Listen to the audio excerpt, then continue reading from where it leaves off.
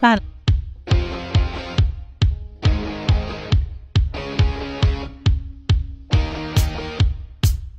Blacknick's board. With him, we'll have the following speakers. Rodrigo Najarro, Infrastructure Director and Developer of ICT of the Ministry of Health. Pablo Ruiz Diaz Morales, Executive Director, Interred Panama.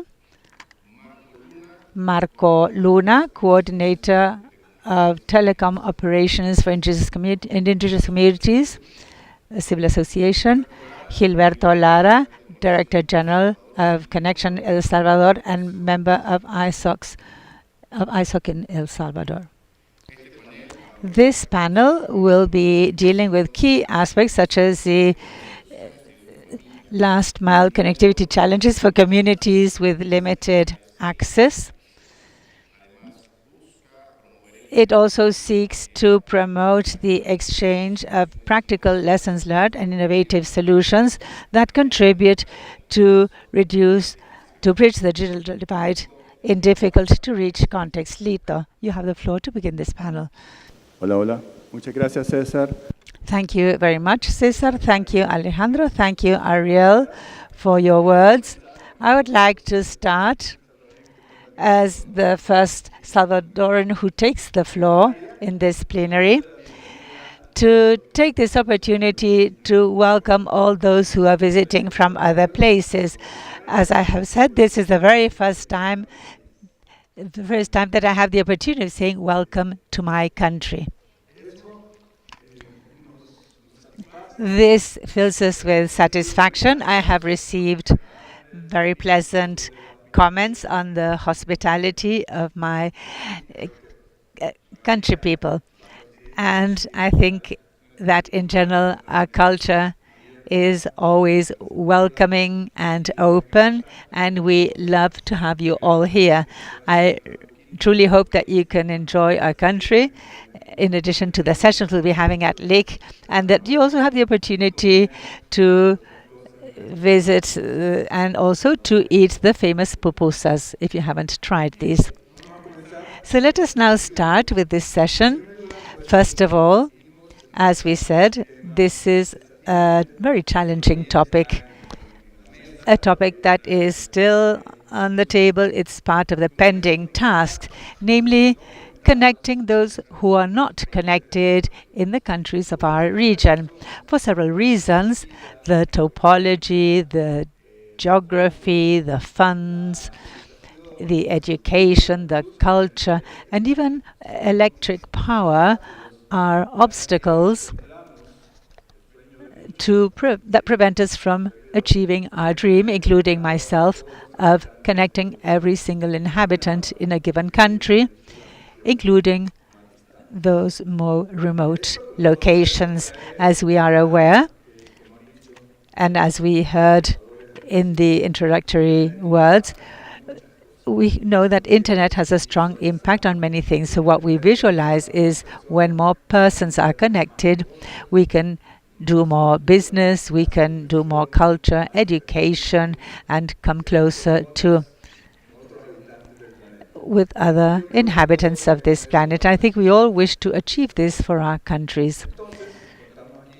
With us are 4 experts, including experts from different organizations and institutions with different backgrounds and expertise, technical background, political and human background, precisely on the topic of connecting those who are not connected in remote communities. I would like to start with a very straightforward question. We already heard the names and where they come from, but I would like to have a more personal approach. The first question, you have 3 minutes each, and we have the timer there, so let us now try and respect the timing.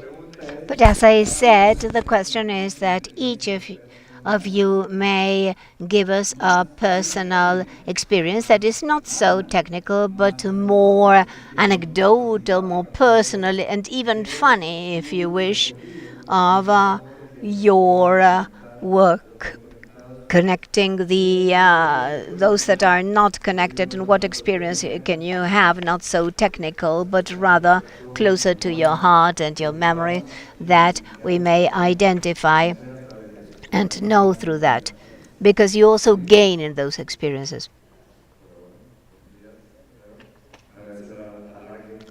So I want to thank LACNIC for their participation. So we started in 2016 to talk of connectivity, last mile connectivity. This is it's also speaking of creativity and solutions, paperless solutions, a lot of imagination. Um, my experience at the Ministry of Health and the Secretariat of Innovation enabled me to accompany the expansion of connectivity nationally. We managed to reach rural areas, very distant areas, where the reality is absolutely different from what people experience in cities. Although it is difficult to imagine, but we reach places where at the time not even Google Maps was capable of reaching.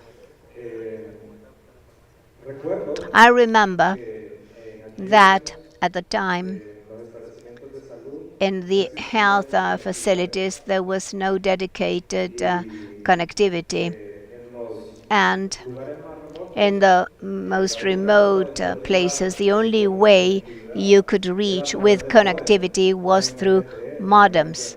Um, I imagine that more than one of you may have known them.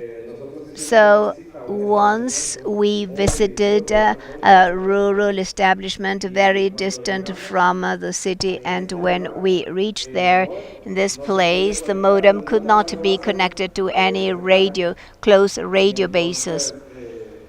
And so the staff very with a lot of imagination, that imagination that is so typical of the people of El Salvador,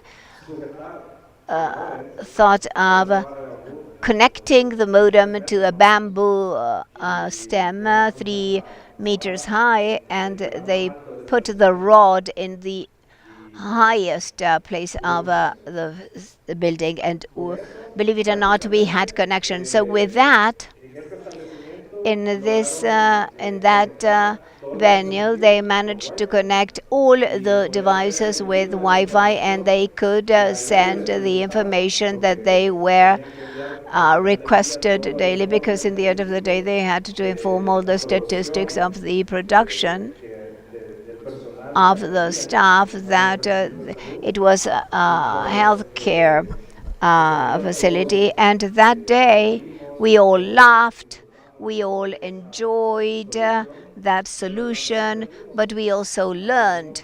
We learned that technology is not just, that connectivity is not just technology. Connectivity also depends a lot on human imagination. Thank you, Rodrigo. Pablo? That's good. Thank you, Lita, for the invitation. Good morning, everyone. Well, the main thing has been when I worked for the Fund of the Universal Service in Panama, so I learned about the country from one end to the other, to understand, connect, and to conduct many connectivity tasks of thousands of points of access, together with the working group. But an anecdote that was something that happened to me, and I think that it's the most important. A community in Ayala that is on the border of Colombia, on the coast. I don't know whether you know Ayala, San Blas, a beautiful archipelago that we have in Panama, and some people can go in helicopter and a plane, but what a regular person does is to travel, to drive about 3 hours, and there you have to take some motorboats that will for 10, 12 people, and to go to healthcare centers, etc. And they have to take those boats, those motorboats. Well, we had to travel for 8 to 10 hours. We just stopped for lunch, and so the presentation was go with the islas, the leaders of those communities, and suffer jointly with them what they experience. So don't take a helicopter or a plane because the choice was there, but talk with them. We didn't have an 8 hour talk, but the message was he's ready to do the sacrifice. There were two of us to come and understand our problems. Why is it that we live as we live? And for 3 days, I was somewhere that was absolutely with no connectivity except for a satellite public telephone. Well, actually, two of them. And the experience made us understand the situation of those communities. This project was done together with a local mobile telephone company that taught us. Now they have an LTE mobile network thanks to their effort and the knowledge of the community. And at the time, we didn't even go with the operator, but from the Universal Access Fund as part of government to become familiar with the situation. That was critical. And this was done in other places. This is just a very specific warning. I still remember how we suffered there in the motorboat, but today we see the result because they have connectivity, and I have friends there in that area, and I can have WhatsApp calls or mobile phone calls, and they always thank for the better quality of life that they have. Good morning, everybody. Thank you for the invitation. El Salvador is very pretty. Well, community indigenous telecommunications, TIC, we, as its name says it, we are even in the most distant communities in Mexico, the most rural communities. And once, let me tell you this story, because we always laugh when we remember this. We had to visit a radio base in a site 5 hours away from Oaxaca. And the community is called Chapultepec. That community is, well, it's hills, and we went to visit that radio base because it had failed. That was my first time visiting that site.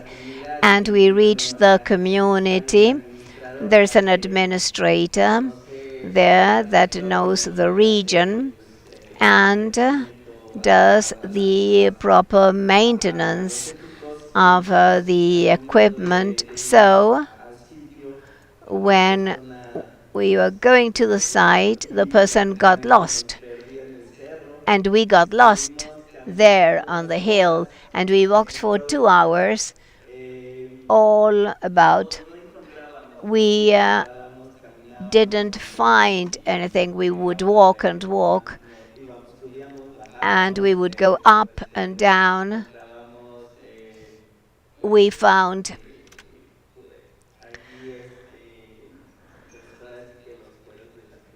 well, we would see the nests of the snakes, and we didn't find our way. Finally, I managed to get the mobile sign of a private company, and I requested the exact location of the site, and with that we managed to get there. But we were uh, tired and we had to wait for an hour. But fortunately, the administrator was had taken something to eat and some refreshment, some uh, water. And the funny thing was that when we completed our work and we were coming back, it was very easy. It was just a path that was there drawn, and it would have been very easy. We took some other path that made it much more complicated, so we walked for 2.5 hours, but making it harder. So that taught me to be prepared and to get to have a thorough knowledge of the site. But the person who lived there also got lost. Maybe he was nervous and we got lost too. So those are anecdotes that, as the colleagues say, you have to go through them and you have to feel them to have that warmth with the people of the community, to be able to understand it and to understand the difficulties for connection in those communities. Thank you, Marco. Gilberto? Hello, good morning. Welcome to El Salvador, to my country. I hope that you may enjoy. Please make the most of the workshops for those of you who come here, but also leave some time to learn about the country, and you'll see that you really like it. Well, I have several anecdotes, several experiences. The equipment machines that fell from the motorboats, and the people would climb the masts. So I wanted to tell you about this anecdote, this experience that I had in the year 2000, 25 years ago. And so at the time, raise your hands if you remember the term telecentros. Telecentros. So that was, 25 years ago, 30 years ago. These were the places that we called that we knew as the community centers, where people would get there to connect to the internet. There are many experiences in the world related with that, and at the time we also had the booths, the internet booths, and cyber cafes. I think that in some places here in El Salvador, especially in the interior of the countries, there may be some of those stores. But at the time, these were the places where people managed to connect to the internet. They could make a call using the internet or looking up information or something of the kind. So this anecdote is from those times. So we were working at a community center. We were setting up, in fact, a telecenter. And this was not a rural area. This was a semi-rural area. I think this is sort of in the outskirts of Ciudad del Cabo, which is the name of this municipality. It's now a district. And it is in El Salvador. It's not even that far away. But, our country is a small country. It's about 22,000 square kilometers. And in that area is like a suburban or semi-urban area, as I recall. So we were working in setting up this telecenter. We were working on the connectivity, setting up the computers and all that. So at lunchtime, we went to have lunch at a diner, where you can have something rapid, fast food. You ask for your piece of chicken, rice, your tortillas, your salad. So we went there to that diner. And one of the times we went there, the lady in charge of that restaurant, she was Christian. She was an evangelist. She was wearing her white cloak. And once we went there to have lunch, and this sort of left a mark on all the things we have doing over these years, what we have been working on. And what she said to me, and Juan Carlos, who was Midi, she said, well, I don't want you to come and have lunch over here because you are working on things that are for the devil.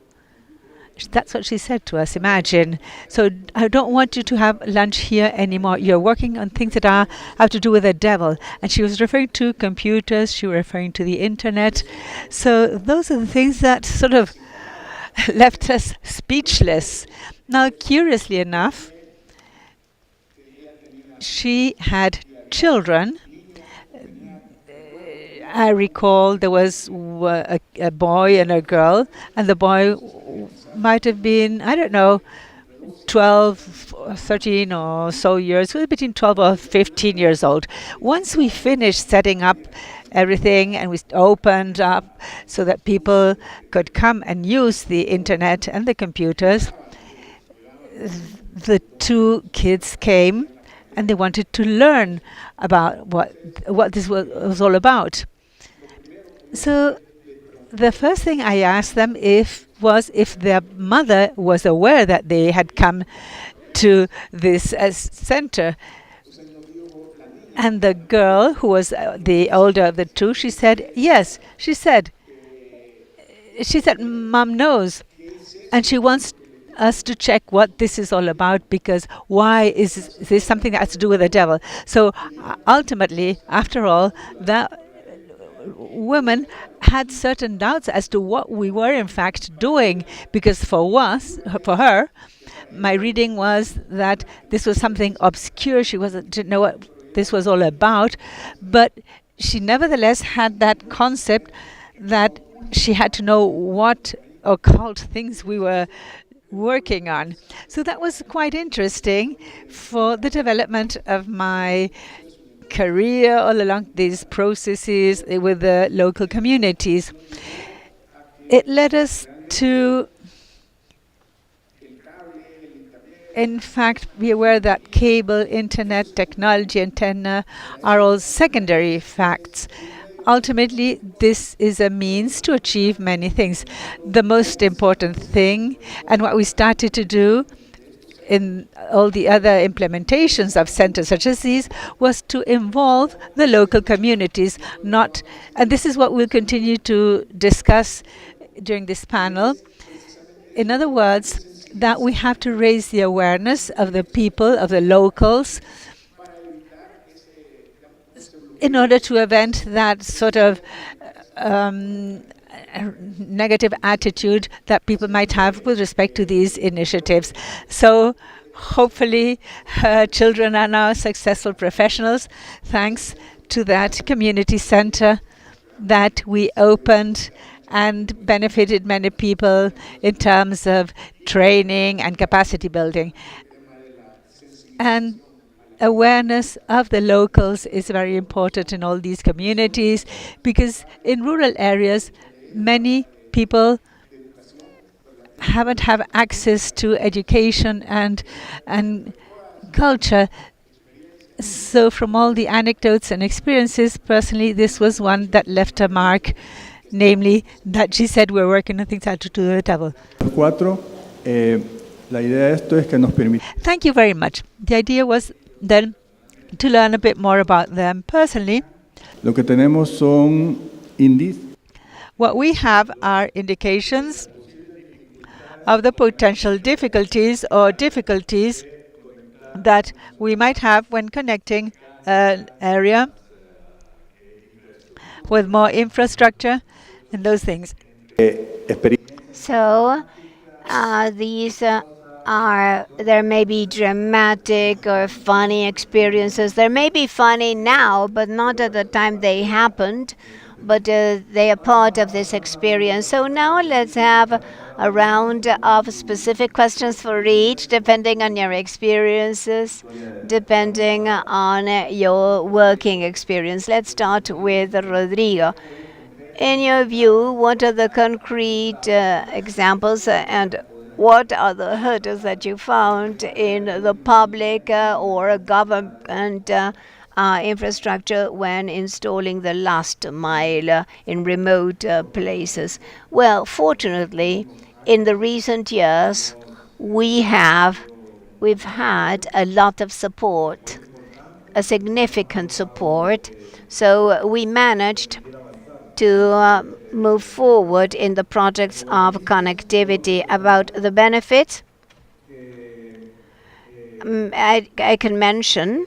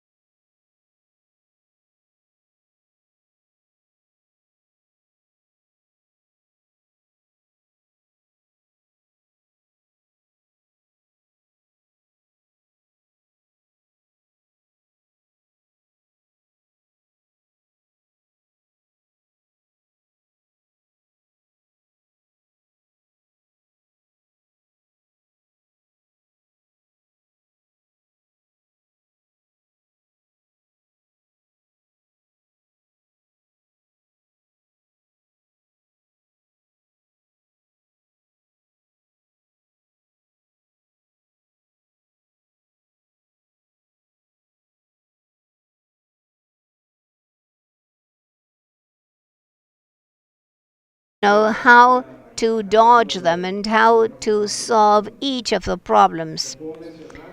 I can mention that one of the barriers that we found was red tape, the permits, the sometimes managing an access could take and that is complicated, and we need to be able to do it. And another problem was to provide connectivity. The problems that we had with the companies, because none of them had 100% connectivity in all the municipalities, in all the departments. So we had to be firm when hiring them and request that to participate in the processes only the companies that would guarantee 100% of connectivity in as short time as possible. And only then could we have 100% completed and not to be partial. And maybe one of the problems that was not so important was the lack of technical capacity for these projects that are strategic and they have an impact, and it is very important to have qualified manpower. We had many difficulties, and we understood that the issue of connectivity is not just wiring or putting antennas, but to give knowledge to the staff so that the projects may be sustainable and may be extended whenever possible in the country. Thank you, Paulo. Now, speaking of the local providers, and not just the country, but the area close to the region that we want to connect. They play a role. Do they have a role in the remote connection? Well, in remote areas, definitely, at least in Panama, and what I saw in other countries in the region.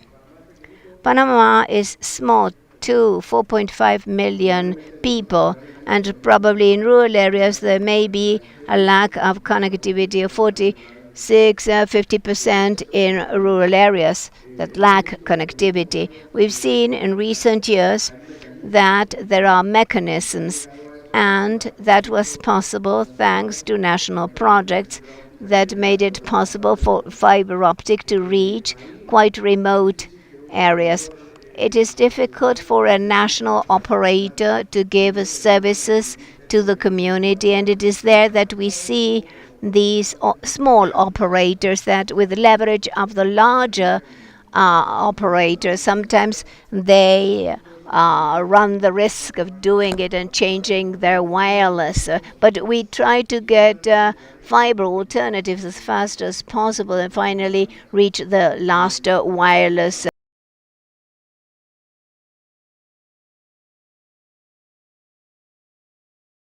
Also collaborated, closing the digital divide, but there's a group of the population that can't pay those access, they can't afford it, and there are community processes where you may have organized communities to organize these projects and to fund the operational cost to have a low orbit satellite link. And there we need the training. For instance, now I'll wear the hat of the Internet Society because I'm a part of the chapter of community networks with them, and we've seen that. How are we going to sustain this? Who will pay for this? So we have to sit down with them and train them. So there are two different aspects. So going back to the small regional providers, there are opportunities. I think that the prices of access have are now lower, and now the benefits can be seen as well in small communities. And the other important thing is, as the colleague said, the state, the government, depending on the country, can be can have anchor clients, so that you can pay the cost and so that you can continue to develop the networks in the different regions. In Panama, we've seen it in areas that are more difficult, and the challenges are the topology. We live in the tropics, in a high tropics, and it is difficult to have wireless links. It is difficult because of the cost, and sometimes you have to build towers, and it is difficult to reach areas over the forest and then to download it. So we might have 6 regional providers. I've seen them grow thanks to these anchor clients that I mentioned earlier. In Panama, we have the so-called info plazas, that are centers that were created a couple of decades ago. These info plazas use those regional operators and use them as anchors in order to develop their wireless networks or other types of networks. One of the other things that we have seen in rural areas that are remote from metropolitan areas is reusing wireless microwave infrastructure. This is for the major operators, not the smaller ones. They can reach remote locations, and they understood it's better to do fiber optic wiring for the town instead of using microwaves to reach the city. So the communities themselves have generated their own networks in those sites that already have fiber optic wiring, and the operator can then expand their networks. So if they have the sufficient number of customers, it is meaningful to then invest the truncal network of fiber optics. So the major operators are also developing that, supporting the smaller operators. And the smaller operators, very often they have a difficulty that has to do with the regulations. So to be a services operator in Panama, you have to go to the regulator to get your license. If you're going to use radioelectric spectrum, you have to purchase that sort of concession, if we can call it like that. And for example, the Wi-Fi access points. In many countries, they don't charge you to have an public access point. In Panama, you have to register it and annually pay an amount for that public access point. This also poses limitations for developing community networks. I have had the example of asking for a concession for a given community so that we could then register and provide access.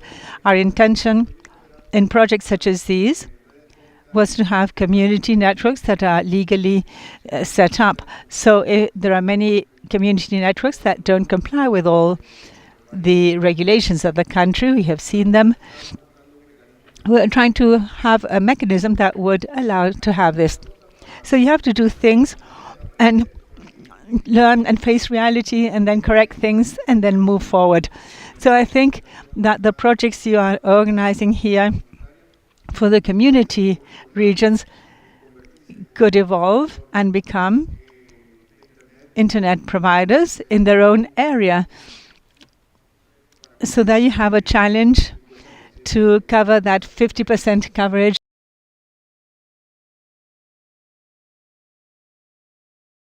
Marco, what technological issues don't work and what are the technological solutions that work better and more efficiently?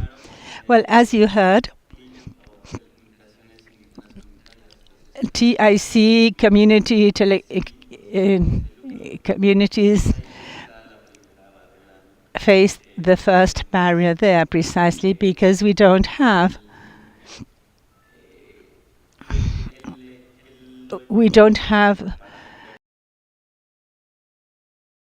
structure.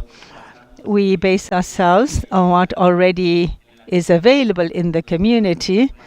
We support so that they can have ownership on this project, this connectivity project. So all the resources collected for that project stay in the community and for the benefit of that community. One of the other difficulties or barriers is the existing infrastructure in that community. Sometimes we have Wi-Fi points in MUFAs. The MUFAs are what we call like posts where the electric power provides connection to all their infrastructure. So that is where we place these devices because you have nowhere else to put them. Sometimes it is also difficult to work with the local providers. We know that to reach certain communities, they have to do many hops, and some of these hops, all these hops lead to losing packets in the data flow. So connectivity is very slow. Therefore, in order to provide an efficient service to the inhabitants, it is also difficult. So we really have to resort to low orbit satellite services in order to provide it. But of course, we know these are expensive. One of the other difficulties, or one additional barrier for us, is organization in those communities. They have to create sitting committees. They call them committees, which are groups of people dedicated to the project that committee has to be trained in order to provide maintenance, sustainability, and the service to the inhabitants of that locality. Therefore, finding those individuals is also quite difficult. You have communities where the young people migrate to the north, and you only have older people living in the community, and older people want to be connected to their children who have migrated to the north. So it's difficult to provide training to these people as well. The elderly are not so easy to train. We have small villages of 50 families, for example. Most of them are elderly persons, so it's not so easy to find a young person who would be interested in setting up the equipment, doing the configurations. That's no easy task. So these are some of the barriers that we encounter. So we have to figure out a way of providing solutions. Sometimes, or some of the other barriers we have come across is a bureaucracy, for example, to receive the authorizations to work in certain states in Mexico.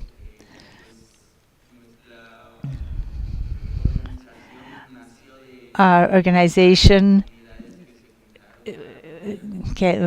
arose in several communities that strove to obtain the authorizations to have telephone communications. This was achieved, but only in some of the states. Right now, we're seeking to expand this to reach other states and provide connectivity to more communities. So mostly those are the barriers we have come across, and that pose a barrier to the project that we have for the communities and to provide connectivity. Thank you, Marco. So, expanding on some of the points that Marco and Gilberto touched upon, my question is, how can you involve the local community in these projects, ensuring the ownership and active participation beyond the initial deployment?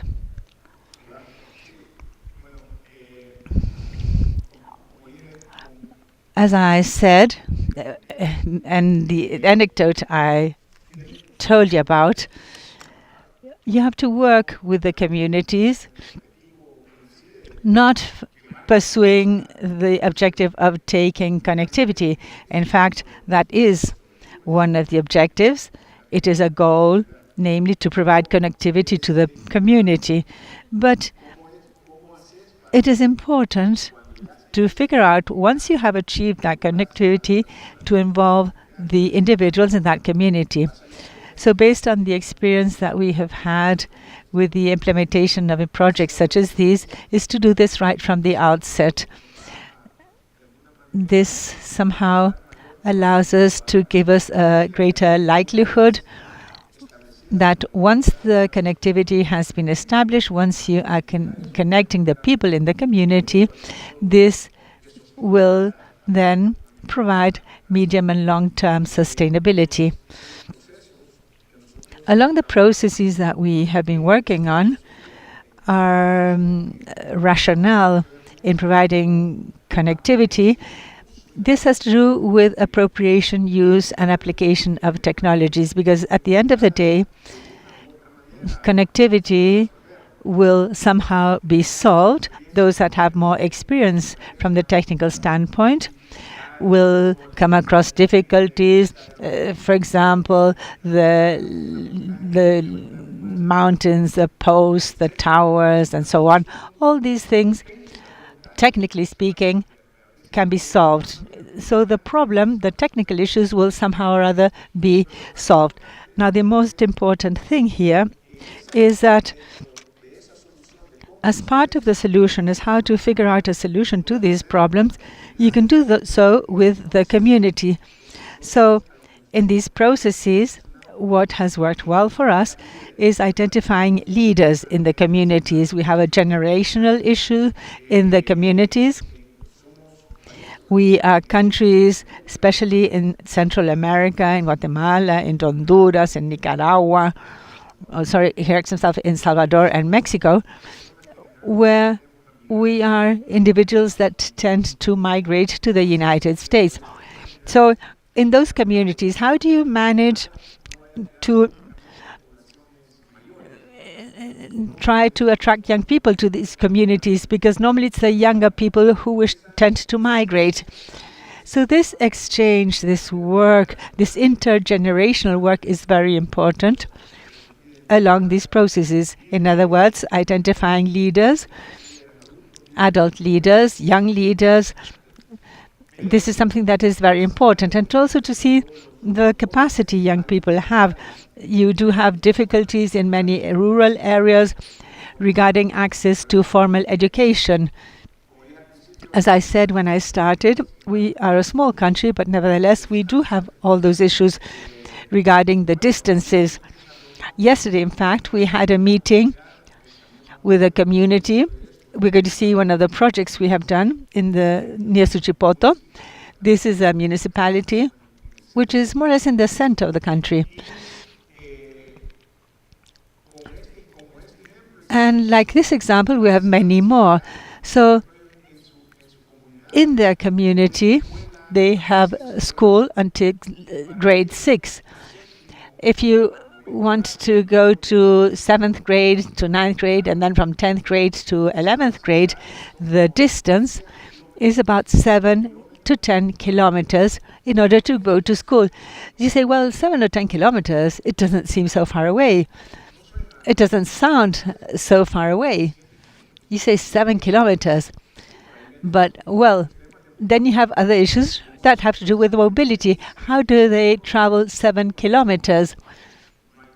There is no public transport.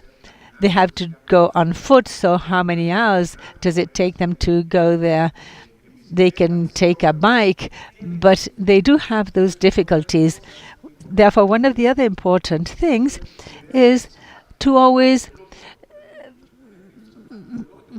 put yourself in the position of the others, which will allow you to better understand and identify what are the types of solutions that you can figure out for them.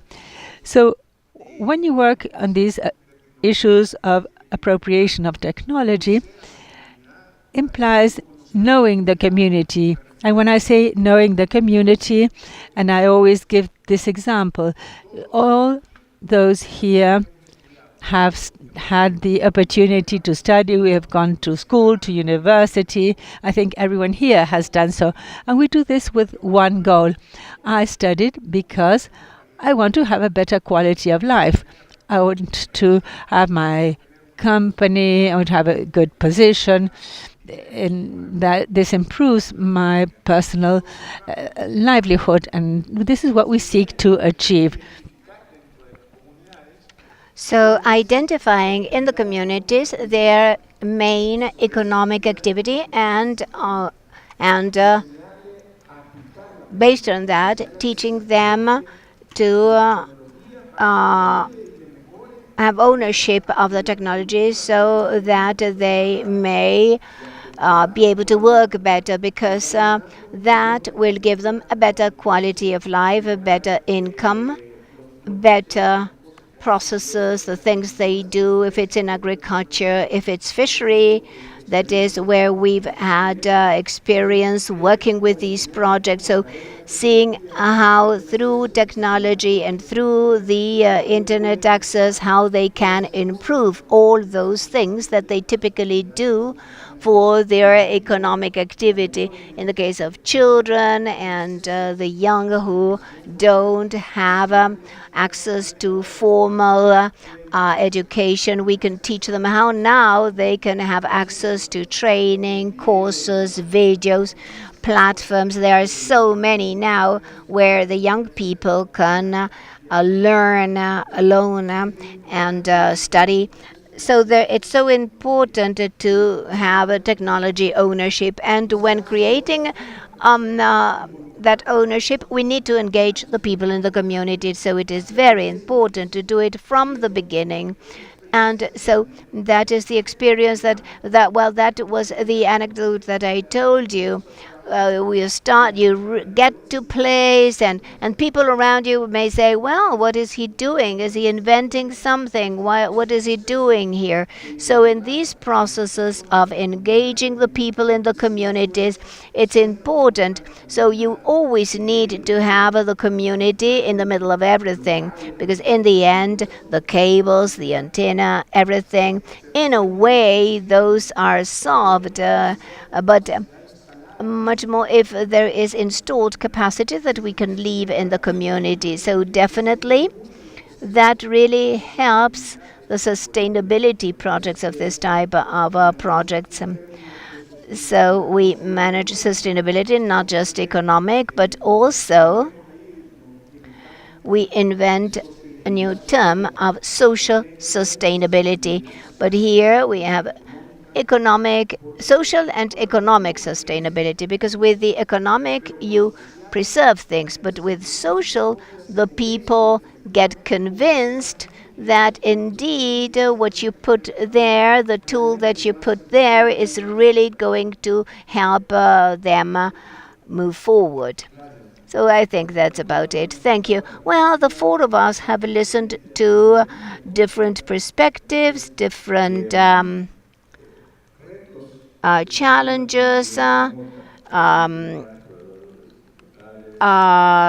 remote connectivity, political, technology, community, and everything has to do in a comprehensive project that we want to preserve in time. We don't want to have a stat and to leave, but we want the community to improve their level of development, and we listened to some of the perspectives. So for the sake of time, I'm keeping track of time, and we want to ask each of you to tell us, to make some comments about 2 or 3 key learnings that our audience, if they wish, may take note of. So I'm asking you to be brief, to be very specific with learning ideas and things that you might write down, and not a speech, but just telling us what should we look if we want to work on remote connectivity in our countries and our regions. So we'll ask you one by one. Thank you. Well, based on our experience, 3 key learnings that I consider that may be replicated by the different countries in the region. Well, I consider that it is considering connectivity projects as vital infrastructure. When we start the projects, we always consider connectivity as the key access to be able to mount any type of service. That is one of the key things to consider, and not to work with them as a parallel project. Because remember that this will be the basis for other some applications or services. Another important thing is creativity and using the existing resources. So if you already have an infrastructure, if you already have the poles and the telecom towers, or even a bar, can help you take that connectivity. And the last thing, to always work with partnerships with the government, with the private company, and other partners. The government has the vision with the public policy, the private company, the technical knowledge, and the collaborators may have the experience and funding. So with that, we can make any kind of project succeed. Thank you. Well, I would leave you. The issue is that we have to go to the communities focusing on rural connectivity, last mile, the two problems that we need to solve, the part of energy and solar, and to share with the community what is it that they want access to, understanding what they need it for, so that they can understand themselves that when they develop it, they're going to improve the quality of life or their own product or services, connectivity, communication with their dear ones. And the issue here is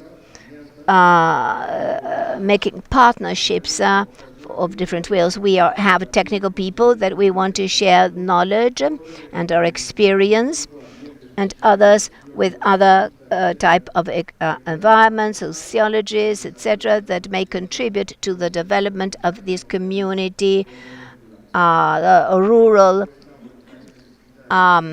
networks. So that is what we need for this vital, if we wanted to keep the people connected, and this we need to have this until we get it, and soon. Marcos, well, yes, I consider that we need to analyze things well at the beginning to see what we have, who we count with, the existing infrastructure, as they said. What do they want connectivity for, essentially, if they just want it for fun or to communicate, if behind this there's a social project that may get support of the community. Well, we always try the projects to include the social part, so we won't lose. We don't want people to lose their customs and to see how they communicate. For instance, when somebody wants to invite somebody to a party, it shouldn't be via WhatsApp or send them a message. We shouldn't lose that. So you should go to their homes and invite them. We can't lose that just because the internet is there, because that is something nice. So we shouldn't lose the traditions, the parties, the rules that a community has in the population. So, for instance, children being connected to a telephone until very late at night just because they want to be playing. For us, we need to raise awareness when we take the project of connectivity to the communities. So, as I was telling you, we need to see that sustainability, because that is a sustainability of the project. We need to have something behind of connectivity, not just the internet. Gilberto? As you said that you could write them down and to summarize them, well, some of the lessons learned that I consider to be key and that can be replicated in other contexts of the region, we are very similar in our countries. One is community ownership as a decisive factor for project sustainability. That is very important to consider. And training local leaders. So these leaders may turn into network managers and digital promoters, which they're very important. When you reach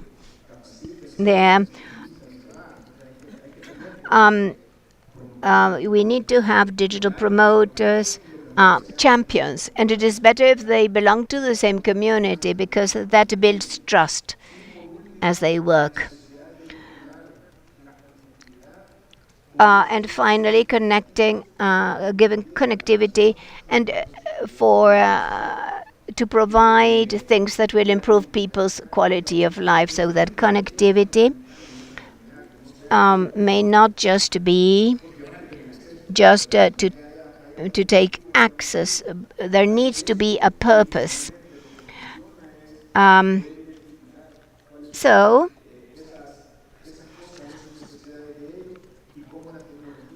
and how the technology helps them solve those difficulties that they have. Well, thank you. We are doing fine with time. Let's close with just one phrase. Only one phrase, a call for action. What would you tell the audience about connecting remote communities? So, some years ago, we started with the ideas of reaching the most remote people with not connected. Those were idealistic and romantic, but here we already learned things, and we see experiences as a result of work on the field, and that is wonderful for people who wanted to go further. So now, just give me a phrase, a call for action, a message for the audience. Well, connectivity is not just about technology, but opportunities. I invite you to work together so that nobody will be left outside the network. Thank you, Paolo.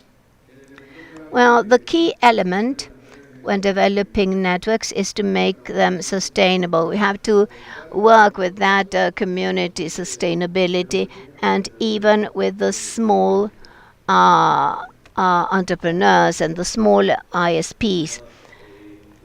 Marco, yes, I think that I invite you all to be sensitive about the communities. Not only do you need to take the internet just because, but to consider the sensitivity and to view it as a social plan for them. Gilberto? Well, something like connectivity is not just a matter of cables and antennas. It is rather it's a matter of people. So I want to invite you to continue to build solutions. If we have as a center, as the approach of those solutions, we have the communities and the people of those communities. Thank you. I hope we are taking lessons learned from these panelists, each one in their field of expertise, in the field and the issue of community with remote